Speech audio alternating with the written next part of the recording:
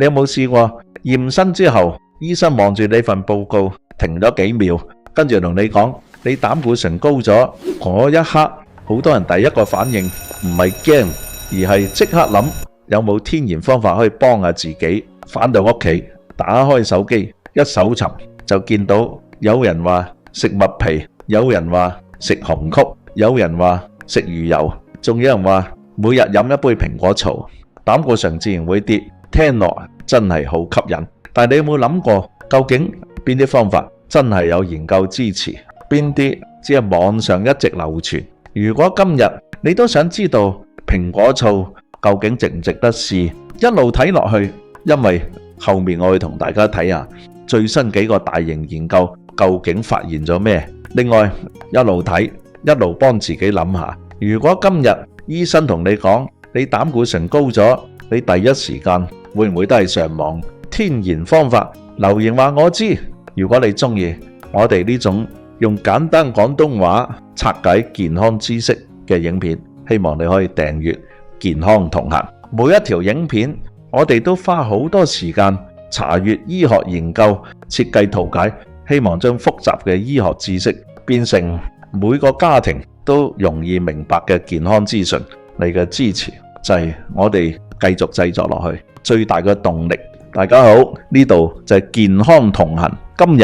我哋唔係想介紹一種神奇飲品，更加唔係叫大家飲幾個星期蘋果醋，膽固醇就會完全正常。我哋只想同大家一齊睇下近年幾個大型研究究竟發現咗咩？因為近年有研究人員整理咗20幾項臨床研究，分析超過1000名成年人嘅數據，想了解每日飲蘋果醋究竟對血糖、膽固醇以至心血管健康有冇幫助？結果比好多人想象中更加有意思。研究發現，部分人士每日持續飲用蘋果醋一段時間之後，空腹血糖、長期血糖指數同總膽固醇都有改善。不過呢度一定要提醒大家，改善唔等於治療，更加唔代表蘋果醋可以取代醫生處方嘅藥物。如果本身已經有高膽固醇、糖尿病或者醫生已經處方藥物，千祈唔好自己停藥，一定要同醫生商量。其實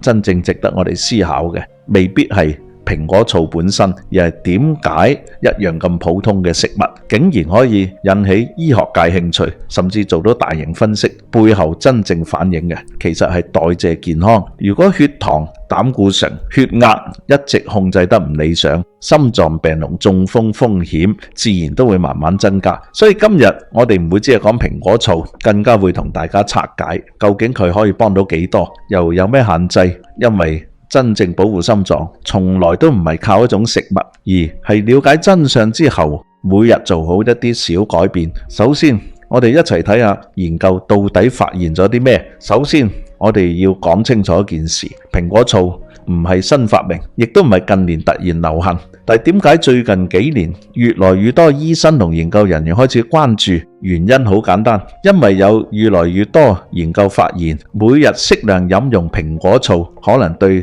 代謝健康有一定幫助。其中一項大型分析整理咗25項研究，涉及超過1300位成年人。研究人員唔係只睇一項研究，而係將多項臨床研究放埋一齊分析，希望令結果更加可靠。研究之後發現，持續飲用蘋果醋一段時間，部分人士嘅空腹血糖有明顯改善，長期血糖指數亦都有下降。如果本身已經有糖尿病，改善幅度更加明顯。部分研究仲發現三酸甘油酯都有機會下降。至於好多人最關心嘅膽固醇研究，亦都有好消息，總膽固醇平均都有下降。雖然改善幅度未必好似食藥咁明顯，但係對一樣咁普通嘅食物嚟講，已經係一個值得留意嘅結果。不過講到呢度，一定要提醒大家，研究都有局限，並唔係所有指標都有改善。例如有啲研究就睇唔到體重、胰島素或者好膽固醇有明顯變化。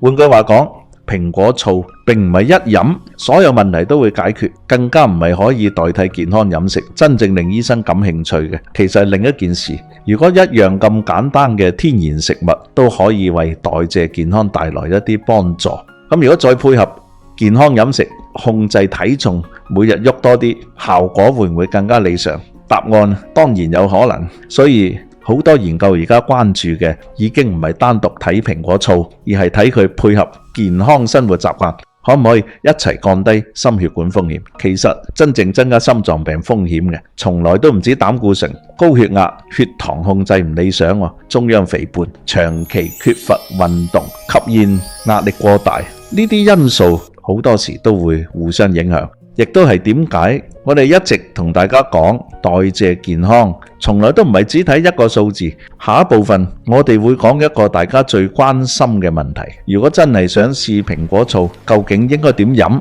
飲幾多？又有邊啲人其實未必適合飲？講到呢度，好多人都會問，咁究竟應該點飲先啱？根據而家大部分研究，每日大約1至1湯匙蘋果醋，加入1大杯清水，通常喺食飯之前飲，係研究最常見嘅方法。記住，千祈唔好直接飲原液，因為蘋果醋酸度比較高，有機會刺激食道，亦都可能影響牙齒琺瑯質，最好加入清水稀釋，飲完之後再飲幾啖清水會更加理想。如果本身有胃潰瘍、胃酸倒流或者胃部比較敏感，就唔一定適合日日飲。如果已經有糖尿病，又或者正服用降血糖藥物，開始之前最好先同醫生商量，睇下適唔適合自己。另外，市面上蘋果醋種類好多，如果想試，可以留意幾個重點。盡量揀天然釀製，冇額外加糖，冇加入其他果汁，亦都盡量避免加入大量添加成分嘅產品。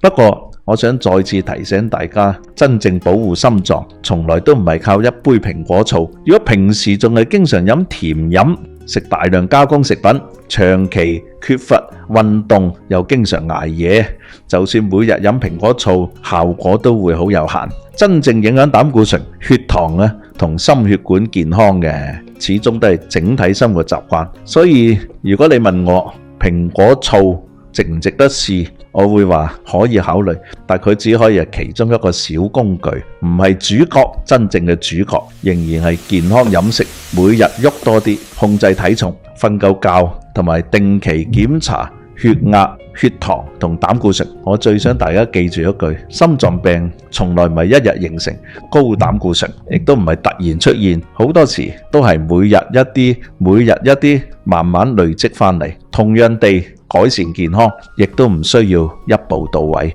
由今日開始，少飲一杯甜飲，多行一段路，多食一餐蔬菜，每一個小改變都係向健康行近一步。真正有福氣，從來唔係驗身報告永遠完美，而係隨住年紀增長，心臟依然健康，血管依然有彈性，仲可以陪屋企人去旅行，陪孫仔孫女周圍玩，一直享受生活。呢個先係真正值得珍惜嘅健康。如果你睇到呢度留言話我知，你以前有冇試過飲蘋果醋，又或者你最想改善嘅係膽固醇、血糖定係血壓，分享你嘅經驗，一齊交流。記得按讚、訂閱健康同行，再開啟小鈴鐺。我哋下集繼續幫你拆穿那些最容易被忽略但最傷身嘅健康陷阱。